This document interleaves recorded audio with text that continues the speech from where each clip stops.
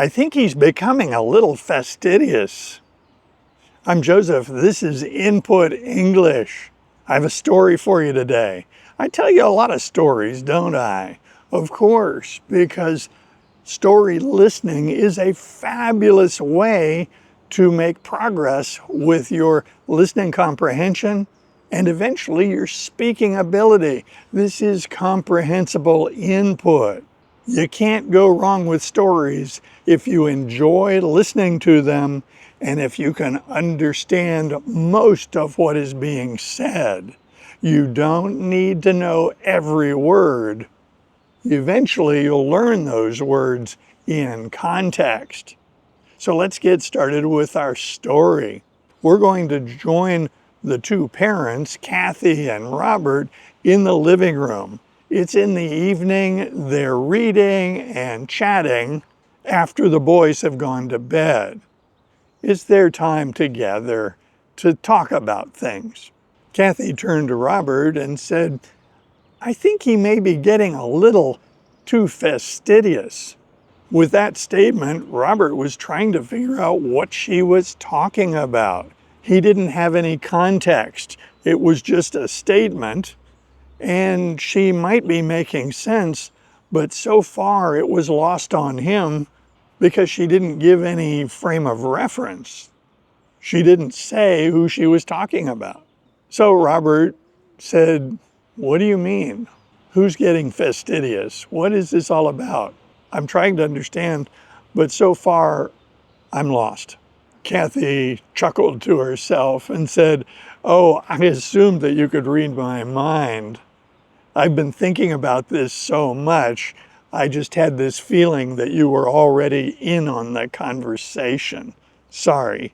She continued, I suppose I should explain. I'm talking about Bobby. Robert nodded. Okay. So it's Bobby that you're concerned is getting a little too fastidious? Kathy said, exactly. He asked, what makes you think he's getting fastidious? Why, what are you concerned about? She said, haven't you seen the way he plays with Oscar? Robert said, sure. She continued, haven't you noticed that rag that he always has with him when he is throwing the ball to Oscar? Robert said, yes, I've noticed that. I thought that was brilliant. The ball gets all nasty with slobber and he just wipes it off. I think that's great. She said, well, Craig never did that. Craig just grabs the ball and throws it. And then as if to say, gotcha, he said, yes, he does that. And then he wipes his hands on his pants. She winced. Yes, he does that. Robert said, these boys are developing their own personality. They're very different and they're very cool. I like the innovation shown by young Bobby. He decided he didn't like his hands all sticky with dog slobber, so he grabbed a rag. He took care of it. He solved the problem. Kathy said, well, I suppose so, but it just seemed like he was being too fastidious about that. Robert asked, well, would you prefer he wipe his hands on his pants? She said, no. Robert said, I've got a great idea. First of all, let's don't worry about how fastidious Bobby is. He's fine. But we just got a new product in at the hardware store. You know, we have some things for recreation and sports, and we just got a gadget in that caught my eye. Kathy asked what it was. He said, I think it's called Chuck It. It's a handle with a shaft, and then on the end there is a cup shaped like a ball. They come in different sizes, and the one that is medium-sized is designed for a tennis ball. It's about this long, and they're not expensive. I think I'll get one and bring it home and see if Bobby is able to use it. The illustration shows that a person can use that scoop, that spoon-shaped end, to pick up a ball without touching it, and then can use the device to throw the ball. The whole thing happens with no hand contact to the ball. Kathy was interested. This could be fun. Robert added that because of the lever arm on this device, Bobby will probably be able to throw that ball a lot farther. She said, well, he's already throwing it into the neighbor's yard.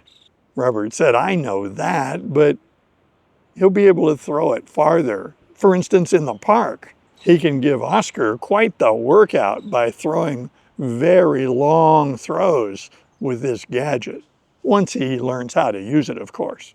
Robert summarized that he would buy one at the store and bring it home. That is exactly what Robert did. The following day, he purchased one of these gadgets in the medium size and brought it home.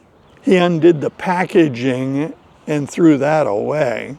He then held it in his hand and gave it a couple of waves as if he was using it to throw a ball. He imitated the action used to pick up a ball with the cup end of it. He gave it a couple of good shakes and realized that this was probably going to be pretty cool. He found Kathy and showed her the gadget, and she approved immediately. Robert said, so where's Bobby?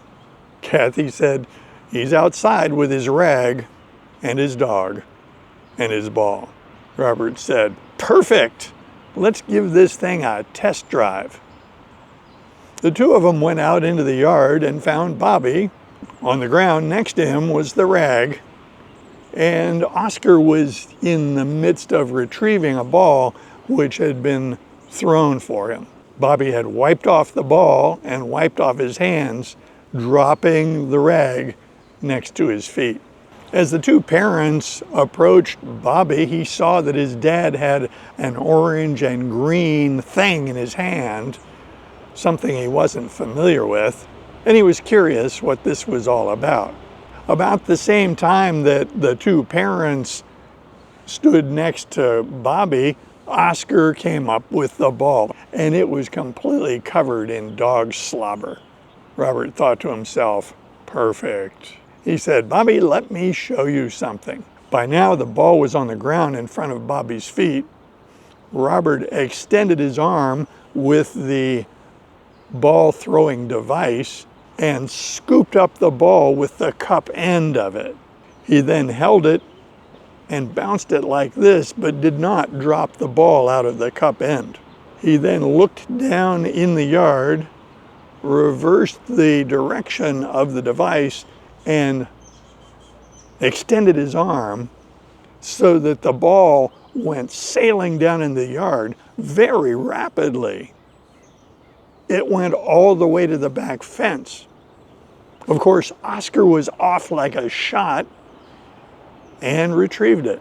Bobby thought this thing was wonderful. He could see instantly that he wouldn't have to handle the ball. He could just throw the ball, and at the end of the play session, he could just rinse off the gadget. Robert handed the Chuck It device to Bobby, and he held it by its handle. He figured he could do this. When the ball arrived, courtesy of Oscar's good work, he reached down and picked it up.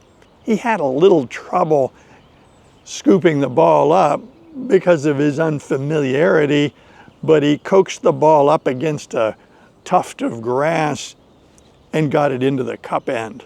He then reversed it, and when he got it behind his back, the ball fell out of the cup onto the ground behind him. Unfazed by this, he just reached down and re-scooped the ball. This time, when he turned it around, he was a little more careful, and he was able to sling it toward the yard, and the ball flew rather well.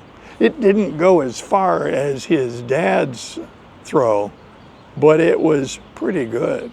Now, while all this was happening, Robert was not looking critically at Bobby's technique or his ability.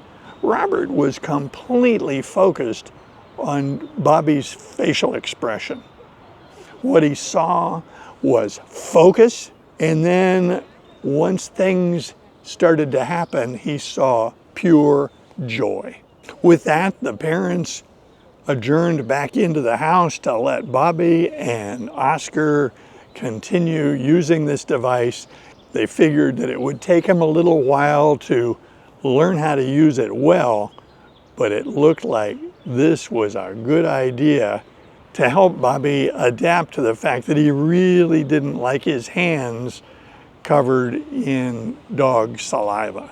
On the way into the house, Robert turned to Kathy and asked sincerely, "Now who's being fastidious? We just bought a gadget so our son didn't have to get slobber on his hands when he's playing with the dog." Kathy said, "Well, yeah, we're all adapting. I retract my concerns about Bobby. Bobby's not being too fastidious. Bobby is being Bobby. He's growing up to be a fine young man." I invite comments below. And if you like videos like this, be sure to click on this one next. See you soon.